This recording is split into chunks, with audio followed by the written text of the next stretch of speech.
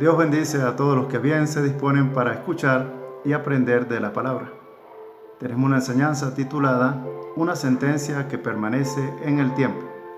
Estaremos leyendo en el libro de Génesis, capítulo 3, versículo 15. Lo hacemos con la bendición de nuestro Señor Jesucristo.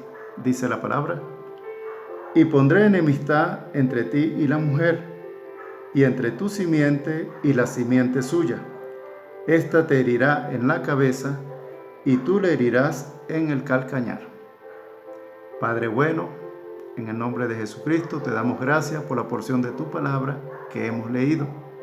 Señor, creemos que tu palabra es útil para enseñar, para redarguir, para corregir, para instruir en justicia. Vivifícanos conforme a tu palabra y guardaremos los dichos de tu boca.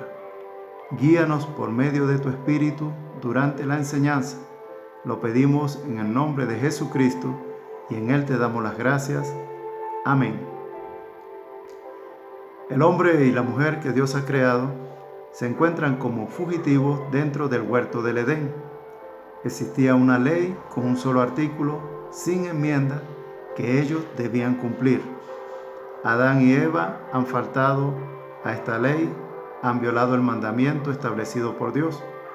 Y al igual que cualquier persona que comete un delito por primera vez, ellos también son presas del miedo.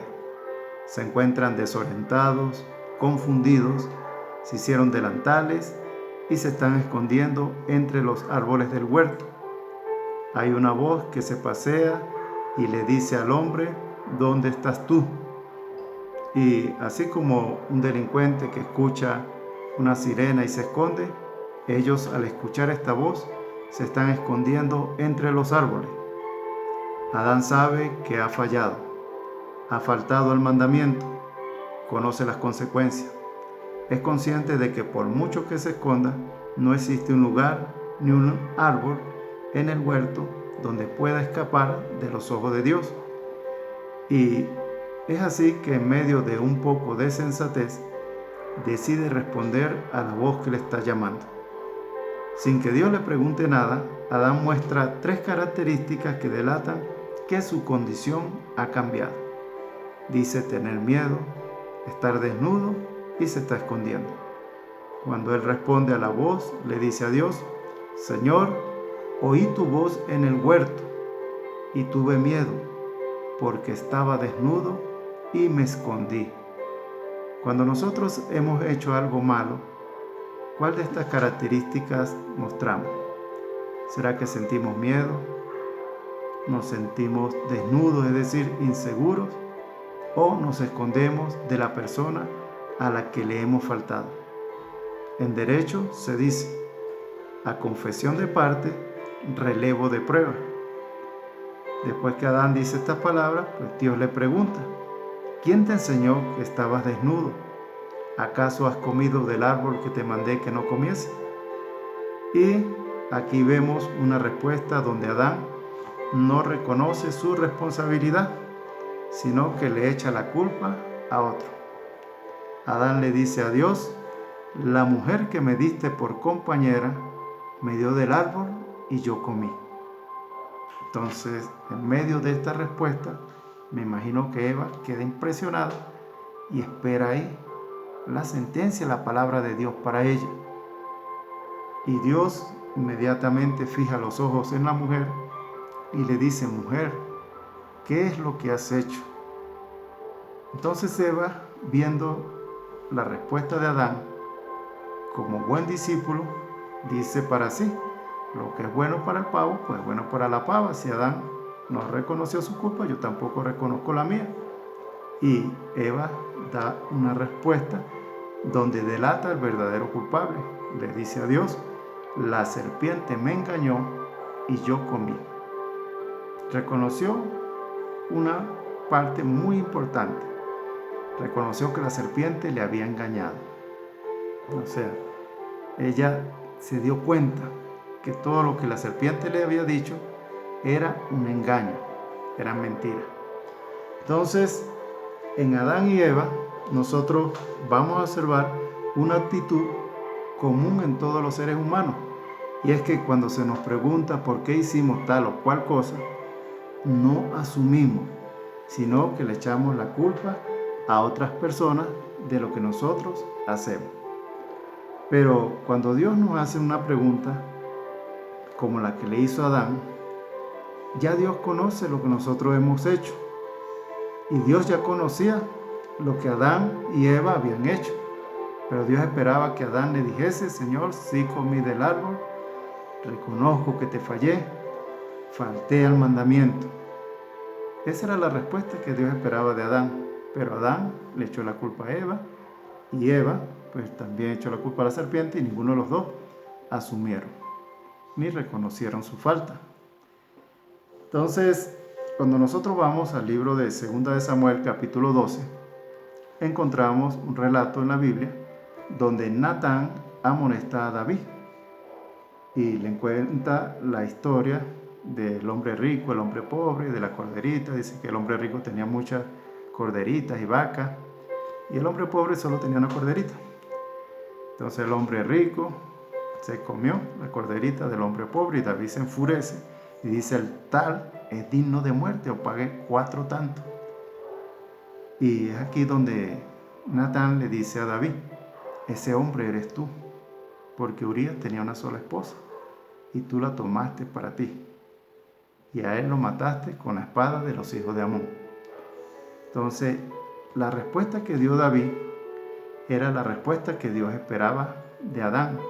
David dijo así: pequé contra Jehová. David no le echó la culpa a Betsabé, tampoco le echó la culpa a que Urías no estaba en la casa, tampoco dijo que era porque estaba pasando un momento de debilidad, sino que asumió y reconoció su falta. Entonces, eso es lo que espera Dios de cada uno de nosotros, que cuando hemos hecho algo malo, podamos asumir, reconocer nuestra falta. La serpiente, después que Eva le acusó, miró a todos lados y, como todo culpable, sin excusa, sin nadie a quien echarle la culpa, enmudeció. Pues recuerden que ella estaba hablando con Eva, aquí se quedó muda. Enmudeció, miró al suelo y esperó. Imagino yo que en aquel momento se acordó de una situación vivida en el cielo hacía mucho tiempo atrás, en el momento de su rebelión, de cómo fue degradada y cómo pasó de ser ángel de luz a convertirse en un espanto. La Biblia dice para esa serpiente: perfecto eras en todos tus caminos, desde el día que fuiste creado hasta que se halló en ti maldad.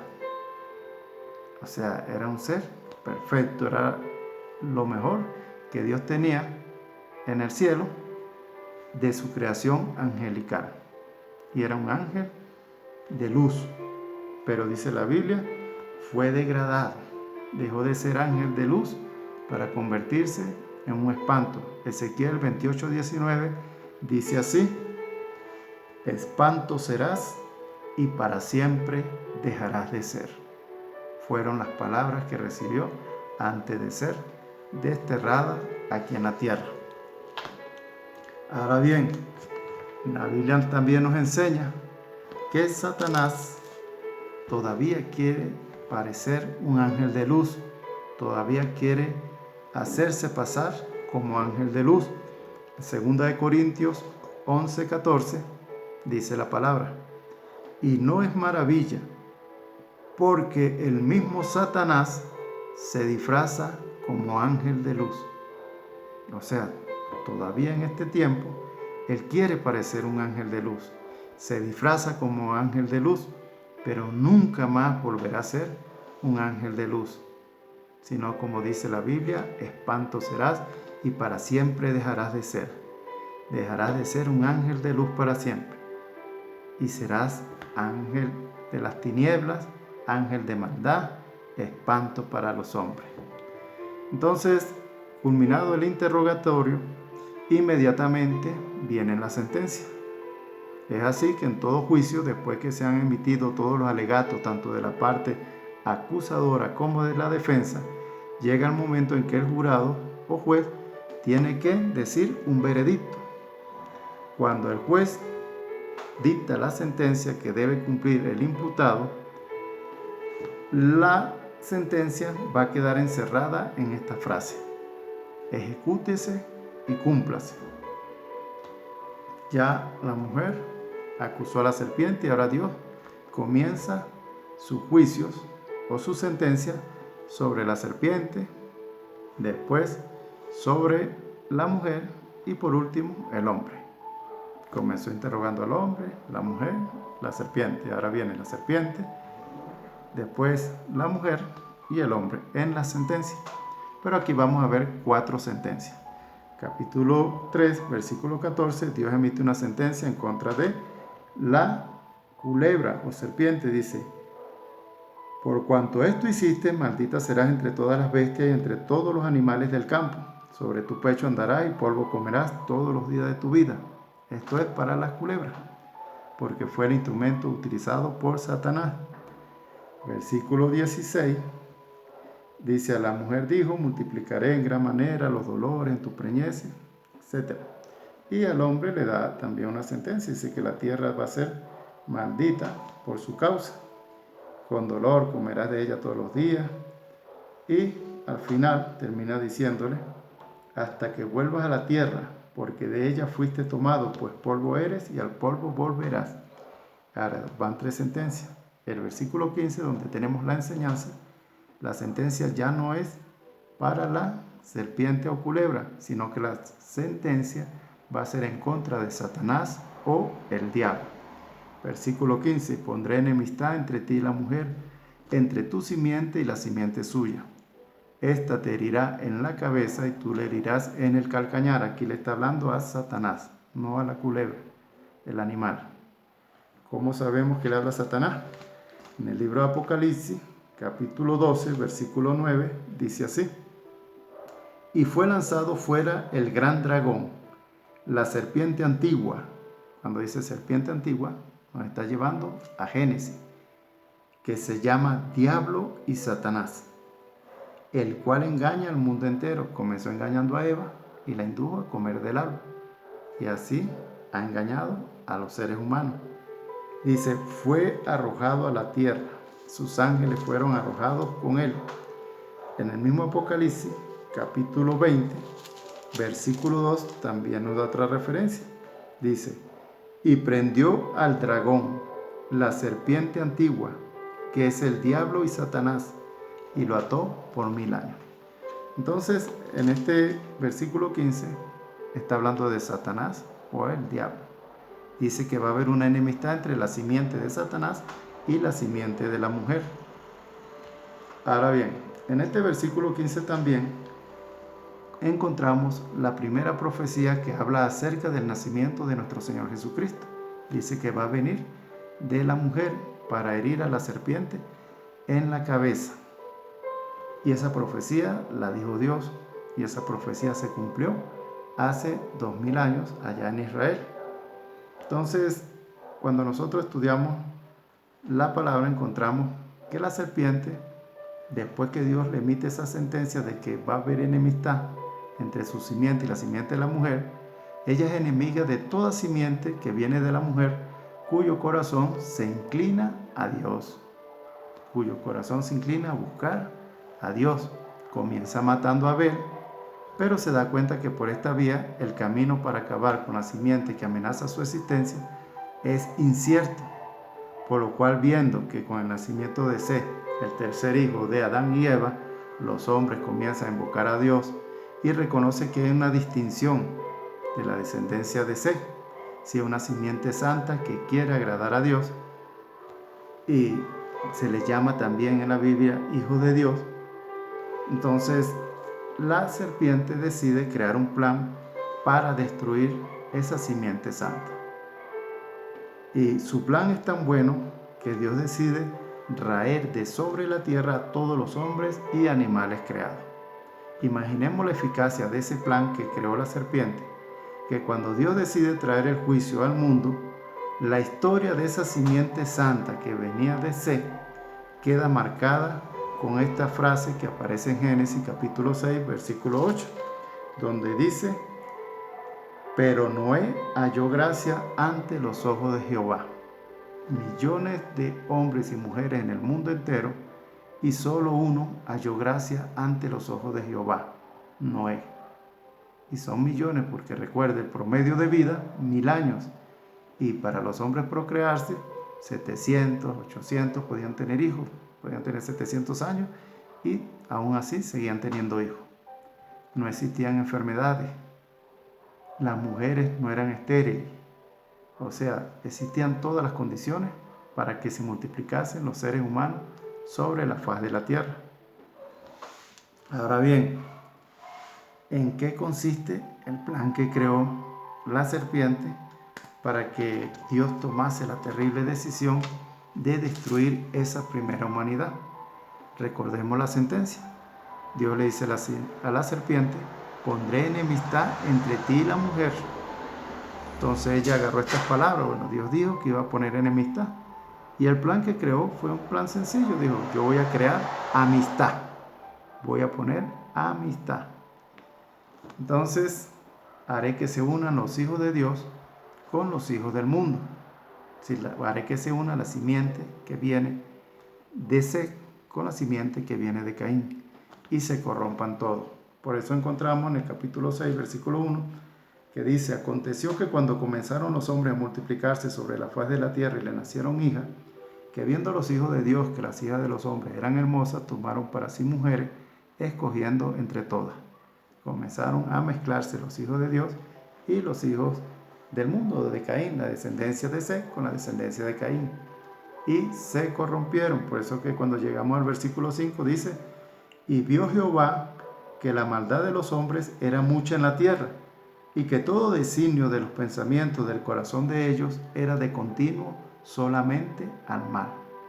La unión entre hijos de Dios y los hijos de los hombres hizo que se corrompiese el corazón de todos, y todos los seres humanos iban de continuo solamente en busca del mal, haciendo lo malo. Entonces Dios dice: raeré de sobre la faz de la tierra los hombres que he creado, desde el hombre hasta la bestia, y hasta el reptil y las aves del cielo, pues me arrepiento de haberlos hecho. Sí, me duele en el corazón haber creado a los hombres en la tierra, pero Noé halló gracia ante los ojos de Dios. Entonces así que viene el diluvio. Después del diluvio, que se salvan Noé, su esposa, sus 3 hijos y las esposas de los hijos, nuevas simientes van a llenar la tierra. Y viene una descendencia por Sem, otra descendencia por Cam y otra descendencia por Jafet. La descendencia de Sem se va a inclinar hacia Dios, en busca de Dios. De esta descendencia de Sem viene Abraham. Pero la descendencia de Cam y de Jafet van en busca de sus deseos personales, en busca también de otros dioses. Se apartan y se alejan de Dios. Entonces el enemigo dice: bueno, voy a continuar el plan que dio tan buen resultado en la primera humanidad, esa humanidad del tiempo de Noé, antes de Noé. Voy a seguir mezclando, creando amistad, uniendo los hijos de Dios con los hijos del mundo, uniendo la luz con las tinieblas, de tal forma que se corrompa nuevamente y Dios también vuelva a desecharlo. Este plan comienza en el capítulo 6 de Génesis y recorre todos los miles de años que tiene la humanidad. Y hoy en día sigue vigente. Pero busquemos en verdad en qué consiste el plan de la serpiente en este tiempo. Porque ella va con el mismo plan, pero cambiando los métodos. Entonces dice la Biblia en Santiago capítulo 4, versículo 4: oh almas adúlteras, ¿no sabéis que la amistad del mundo es enemistad contra Dios? Cualquiera, pues, que quiera ser amigo del mundo, se constituye enemigos de Dios. Entonces, cuando nosotros encontramos esta palabra ahí en Santiago, pensamos que no podemos tener amistad con las personas del mundo. Y no es lo que la Biblia quiere decir, ni lo que el escritor de Santiago trae para nosotros. Dice la Biblia en el libro de Lucas capítulo 5, versículos 30 al 32, que los escribas y los fariseos estaban murmurando y le dijeron a los discípulos: ¿por qué coméis y bebéis con publicanos y pecadores? Ellos le dicen así. Entonces Jesucristo es el que se levanta y les da la respuesta. Jesús les dice: los sanos no tienen necesidad de médicos. No he venido a llamar a justos, sino a pecadores al arrepentimiento.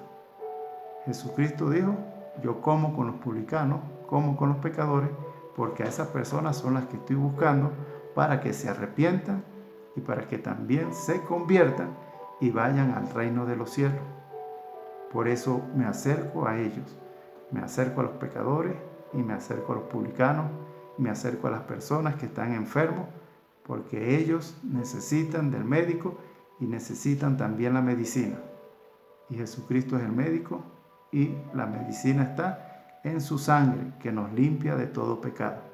Cuando Juan el Bautista le vio, él dijo: he aquí el Cordero de Dios que quita el pecado del mundo. Este es el que trae la medicina, el que trae la salud.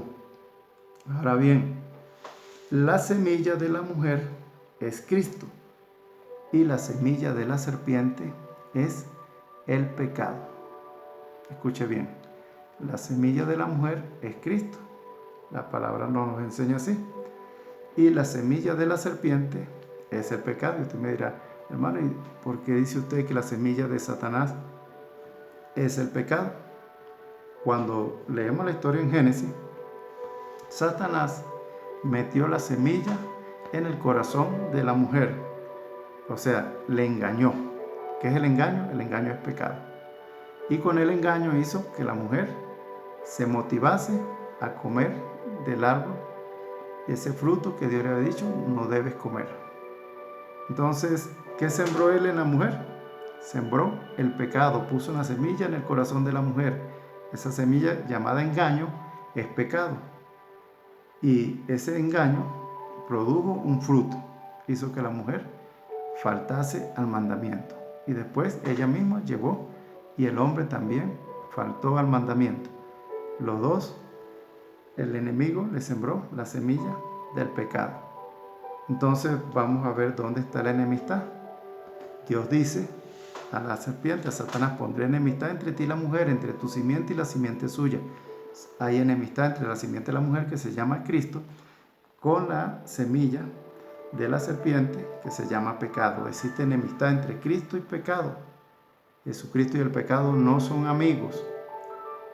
Y nosotros, los hijos de Dios, porque hemos llegado a ser hijos de Dios a través de Jesucristo, fuimos comprados a precio de sangre por medio de Jesucristo. Si Jesucristo es enemigo del pecado, nosotros como hijos de Dios y le pertenecemos a Cristo, le pertenecemos a Dios, también somos enemigos del pecado. Jesucristo es la semilla de la mujer y el pecado es la semilla de Satanás, del diablo.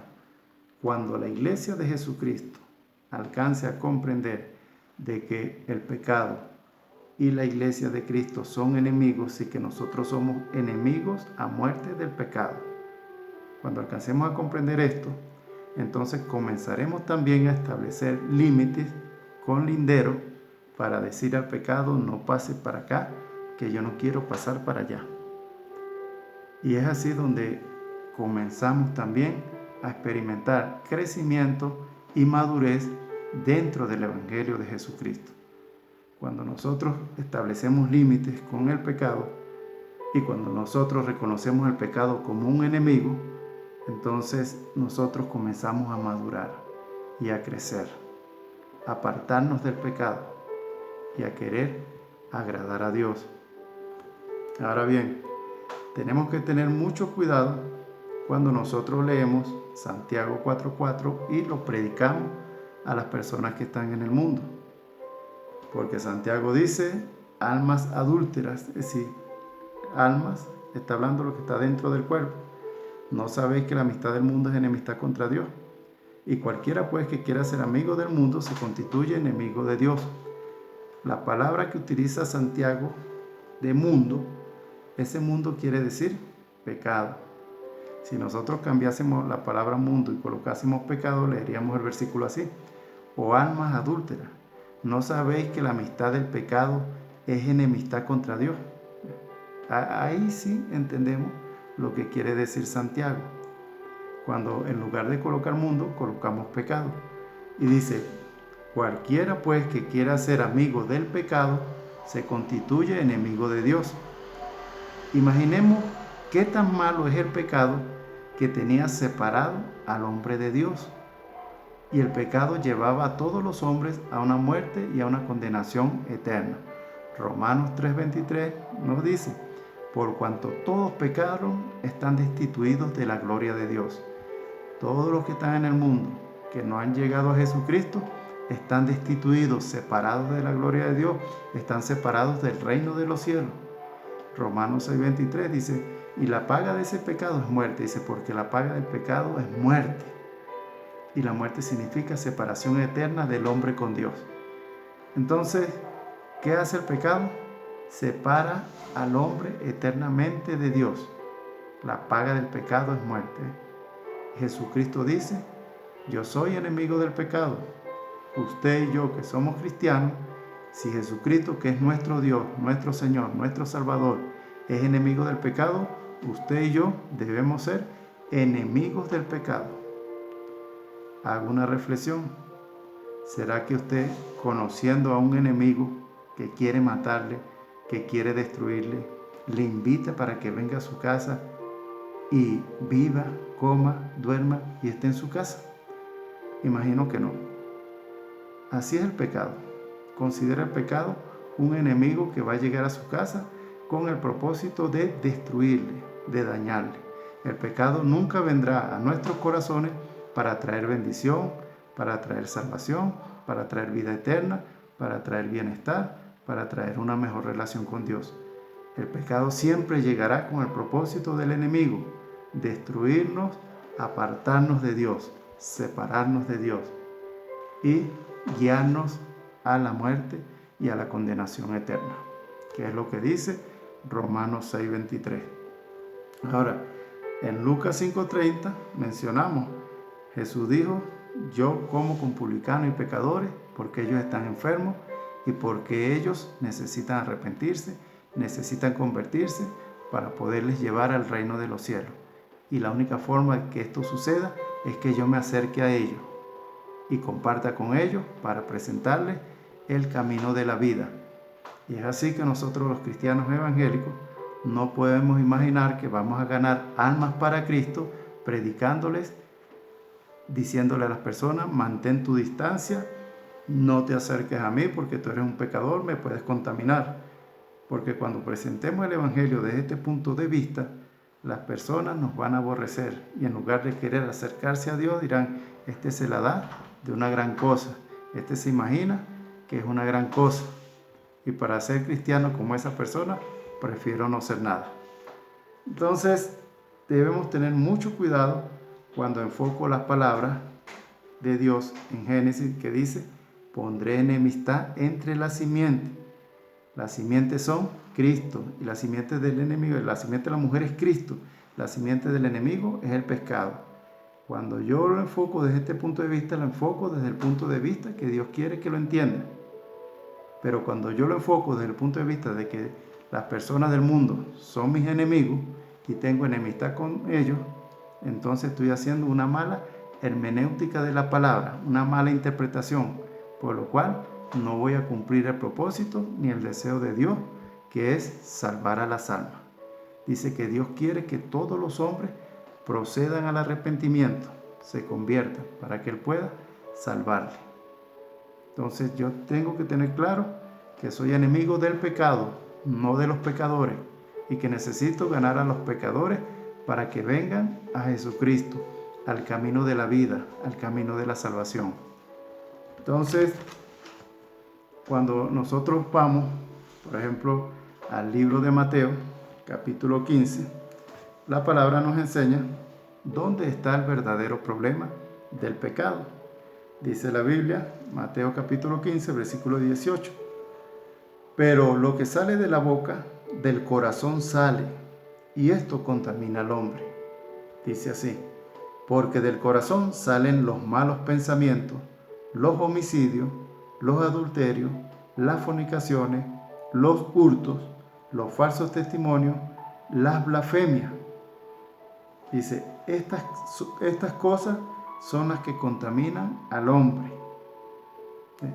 Lo que contamina al hombre son los pecados que están en el corazón del hombre. Porque cuando nos menciona Jesucristo y nos dice los malos pensamientos, eso es pecado. Dice, si está en el corazón del hombre, eso es pecado.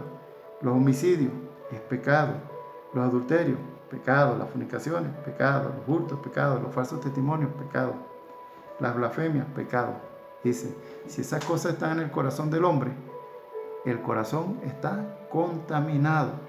Cuando nosotros vamos al libro de Gálatas, capítulo 5, Gálatas nos dice también acerca de los frutos de la carne. Dice, y manifiestas son las obras de la carne. Dice que son adulterio, fornicación, inmundicia, lascivia, idolatría, hechicería, enemistades, pleitos, celos, ira, contiendas, disensiones, herejía, envidia, homicidio, borrachera y orgía, y cosas semejantes a estas, acerca de las cuales os amonesto, como ya os lo he dicho antes, que los que practican tales cosas no heredarán el reino de Dios. Entonces, el escritor de Gálatas, que es Pablo, nos dice, estas obras de la carne están en el corazón de la persona. Y si están en el corazón de la persona, dice que si la persona las practica, no heredarán el reino de Dios. En otras palabras, cuando nuestro corazón está contaminado por el pecado, necesitamos obligatoriamente ir a Jesucristo a decirle, Señor, reconozco que mi corazón está cargado de pecado, necesito que tú me limpies. Ruego que tu sangre limpie mi corazón, reconozco mi falta. Y cuando usted y yo comenzamos a reconocer nuestra falta, también comenzamos a apartarnos de nuestros pecados. Esto es lo que se llama conversión. Arrepentimiento es reconocer nuestros pecados y conversión es apartarnos de nuestros pecados. Por eso Jesús decía, arrepentíos y convertíos, porque el reino de los cielos se ha acercado. Cuando Jesucristo se acerca y llega a nuestros corazones, procedemos a un arrepentimiento y vamos a una conversión cuando nos apartamos de aquellas cosas que no le agradan a Dios. Esto no sucede de un día para otro, pero es un trabajo que Dios está haciendo en cada uno de nosotros y lo va a perfeccionar en el día de Jesucristo. Entonces, reconocemos que la enemistad no la podemos tener con las personas que están en el mundo. Con ellos necesitamos ser amigos, como se mostró Jesucristo y como dice el libro de Lucas, capítulo 15 también. Me gustaría leérselo, porque Lucas dice así, versículo 1 y 2. Se acercaban a Jesús todos los publicanos y pecadores para oírle, y los fariseos y los escribas murmuraban diciendo, este a los pecadores recibe y con ellos come. Se lo criticaban por compartir con ellos, por comer con ellos, por recibirlo. Pero ¿qué decía Jesús? Ellos están enfermos, ellos necesitan un médico, ellos son pecadores y yo tengo que ir donde están ellos, y si tengo que sentarme en la mesa a comer con ellos, como con ellos, porque ahí vamos a compartir y yo les voy a presentar el evangelio de vida, el evangelio de salvación, y también les voy a presentar la solución para sus pecados. Y es lo que nosotros estamos llamados a hacer en Cristo, compartir con esos pecadores, pero para presentarles el evangelio de Jesucristo. Ahora bien, les decía, nosotros no invitamos a nuestros enemigos a vivir en nuestra casa. A un enemigo no le invitamos a vivir en nuestra casa, porque ese enemigo viene con el propósito de dañar y destruir nuestras vidas. Si la simiente de Jesús, que fue sembrada en nosotros, está en nuestras vidas, debemos considerarnos enemigos del pecado, que es la simiente de Satanás. Siempre consideremos, somos enemigos del pecado y nunca nunca pensemos hacer pactos con el pecado. Hay personas que en el Evangelio deciden hacer convenios o pactos con el pecado. Y algunos pecados le dicen, bueno, yo voy a aceptar que tú vivas en mi corazón, pero vas a estar ahí bajo perfil. No te vas a dar a conocer delante de los hermanos ni delante de ninguna persona. Vas a salir cuando yo te diga. Ese es un pacto con el pecado. Tener pecado en nuestros corazones, pero tenerlo bajo perfil. Que las personas no lo vean, pero que nosotros sabemos que podemos practicarlo cuando nadie nos ve. Tampoco debemos admitir ni aceptar que nosotros podemos hacer convenios de paz con el pecado. No podemos hacer días de paz con el pecado. No podemos tampoco entablar ningún tipo de amistad con el pecado. El pecado es nuestro enemigo. Y es así que en ninguna condición que establezca el enemigo a través del pecado para crear convenios o pactos, nosotros debemos aceptar. Sino que siempre debemos decir, tú eres mi enemigo, y tratar de luchar siempre en contra del pecado. Y constantemente luchando en contra del pecado. Entonces Dios dice, pondré enemistad. Y nosotros debemos ser enemigos de lo que contamina al hombre para evitar que entre y more en nuestro corazón. Cuando nosotros consideramos al pecado nuestro enemigo, siempre lo vamos a querer echar de nuestro corazón, porque muchas veces el pecado viene sutilmente y sutilmente se queda. Pero nosotros, cuando ya Dios nos habla por su palabra y nos revela en qué cosas estamos mal, debemos sacarlo de nuestro corazón, decirle, te vas de mi vida.